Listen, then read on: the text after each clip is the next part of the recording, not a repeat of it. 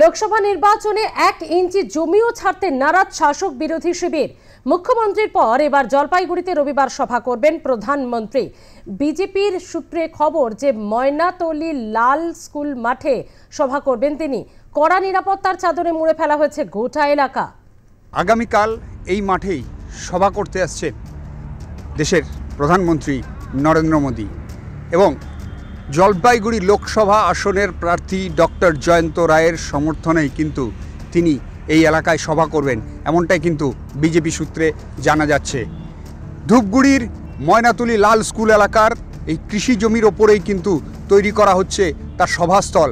তার পাশাপাশি NH highway, তার পাশেই তৈরি করা হচ্ছে হেলিপ্যাড। কৃষি জমিতেই কিন্তু সেই হেলিপ্যাড নির্মাণ হয়েছে এবং এই মুহূর্তে যে জোর প্রস্তুতি চলছে তা কিন্তু বলা যেতেই পারে।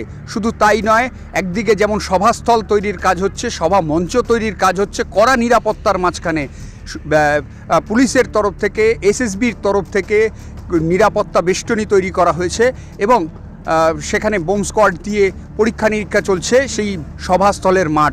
তার পাশাপাশি নামানো হয়েছে এসএসবির ডগ স্কোয়াডকেও।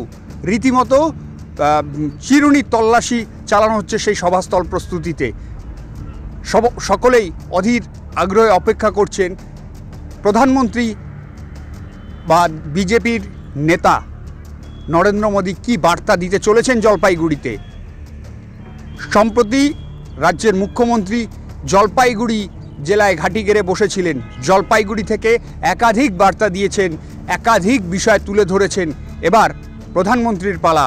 ঠিক কী বলবেন, কী বার্তা দেবেন, কী উন্নয়নমূলক প্রকল্প, সেই সমস্ত বিষয় নিয়ে কথা বলবেন আগামীকাল।